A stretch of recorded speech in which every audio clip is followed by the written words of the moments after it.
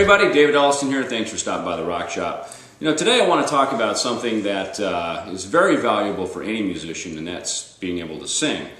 I myself have never been much of a lead vocalist, at least not in the heavy rock settings that I've played in, but I've done pretty well as a background vocalist, and being someone who's able to find harmony bits and even for writing purposes, being able to sing to my own material to at least kind of outline a vocal line. I caught up with Michael Anthony, formerly with Van Halen, and of course now with Chickenfoot, and one of my favorite backing vocalists who has a very distinctive sound, and to me kind of gave me hope as a kid, actually growing up listening to Van Halen records, of a way that I could participate as a singer, hearing how dynamic he was as a backing vocalist. Let's check in with Michael and see what he has to say about this. Now, here's another thing too that's interesting with you is because you're regarded as a bass player, but one of the things that I always found very attractive about you as a musician is that your vocal that you do is, I always refer to it in any bandstand, I always go, sing the Michael Anthony part. And everybody goes, oh yeah, I know that one. And they know that it's always the high part. Yeah, it's the high part. And how did that come about? Because that's a cool style. You know what? Just listening to, I mean, back when I first started playing bass, and I picked up bass before I even was singing, but just listening to early records that actually my older sister bought, and there were bands like Blue Cheer, if anybody still remembers bands like that, you know, and I just, you know, just felt really comfortable singing along to the records too, and I never had any formal vocal training or. You haven't? You just learned how to do never. that? And I just, yeah, you know, that, and in the later years, screaming at my kids, you know, while they're. Which always keeps their chops in shape. No formal training at all. I mean, obviously, you know, you learn, you know, talking to different singers how to take care of your voice, because all of a sudden you're on stage singing, and it's like, you know, you're slugging whiskey and drinking and doing all this stuff, and you can't sing to do that. But it's just something that I just felt naturally doing. You know? Yeah, well, it's cool because again, it's a style that, you know, as much as you're known as a bass player, your vocals that you do have become as much a part. Yeah, well, thanks. I mean, part of your. I like to think that it was pretty much a signature sound with Van Halen and with the Chickenfoot thing. Sammy and I wanted to kind of keep that signature sound thing too, and, you know, try to bring it out, you know, more at the forefront too. It's cool. Well, you got a line of people out here. We're here at the PV booth, Winter NAMM 2010 with Michael Anthony. Well, thank you very much. Okay, great talking to you, Dave. See you.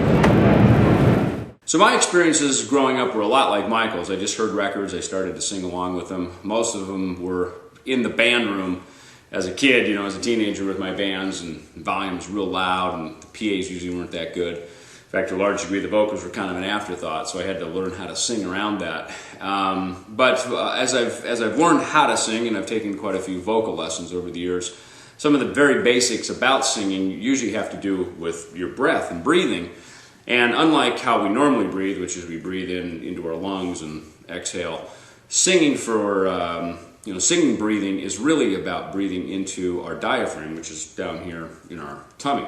So we're actually, one of the things that I was taught is that when you breathe in to sing, don't let your shoulders come up or even your chest puff out like you would if you were swimming, for instance, but rather exhale or inhale into your diaphragm, so that into your stomach, so that your diaphragm can then support it when you're blowing out, when you're exhaling.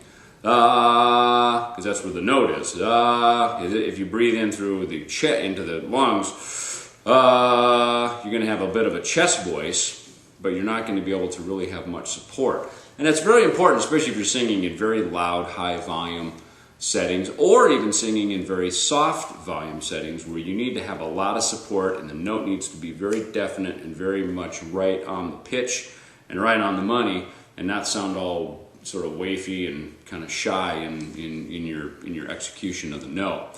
One of the main things that I found is first find your range. I'm what they call a baritone range in my voice, and if this was actually this note right here on the bass C, that's actually the middle C on a piano, la, right? And I'm actually going to drop it an octave here, just since I have a bass in my hands most of the time. Usually it's 4-string, and so if you go up in your, just go up just a regular C scale, la, da, da, da, da, da, da, da, da, da, that's that G is about as high as I can get. I can sometimes go a little bit beyond it, but at least if I have any power, that's about as high up as I can go. And then if I land back down, na da da da da da da da, that's about, I'm about a 2 octave, about an octave below middle C, and then almost 2 octaves, about an octave and a half higher above middle C is my range. So now that I know that, I know, usually when I'm constructing vocal parts, I kind of know about where I need to go. And as far as the higher stuff goes, I can practice that and I can work on various things in order to strengthen that. A couple things that I've learned that were really good is just being able to do scales. And usually with scales, it's interesting because the consonant, like a B, a T, a S, those are consonant sounds, and those may be the first entry point of the note, but the actual notes you're holding are actually vowels. So A, E, I, O, U, U, if you're obviously, speaking in the English language. So A, E, E, I,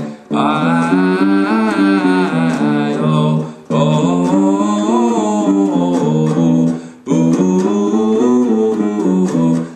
etc., on up the range till you get to the top, and then work your way back down. Those are just some very simple warm-up exercises that kind of get your throat lubed up a little bit, so you're able to execute notes better when you're out singing. Now, lots of times when you're traveling, you're gigging, you're going to be backstage. It can be very loud. There can be a lot of people around. One of the things that I find day of a show, I try not to talk a whole lot, and certainly at a very loud volume. And backstage, at any gig, big gig or just even local bar gig, the volume in the room can be very loud, so you have to be very careful, I find, to not be yelling, because just your normal talking voice, you can be speaking at a very, very high volume, which can be very damaging and very straining on your voice, and then you got to go on stage and sing for a couple hours. So a couple things to be aware of. Also, be aware of drinking too much alcohol, caffeine. I like to drink coffee, so which that can be very drying on your throat. Also, dairy products. Day of show, be careful of dairy products. They create a lot of mucus and kind of get crud in your throat as you're singing. You don't want to sound like you're gurgling up there when you're singing. But vocals are a wonderful thing to be able to add to your resume if you're auditioning for a gig. Lots of times, depending on the gig, lots of times vocals are a very important part and can often give you the competitive advantage against other people that may be auditioning for the gig. So take some time and work on getting your vocals together, at least in a way that you feel comfortable that you can be able to present them as part of your musical package. All right, that's it. Thanks for stopping by the Rock Shop. David Ellefson, get me on email, rockshop@davidellefson.com.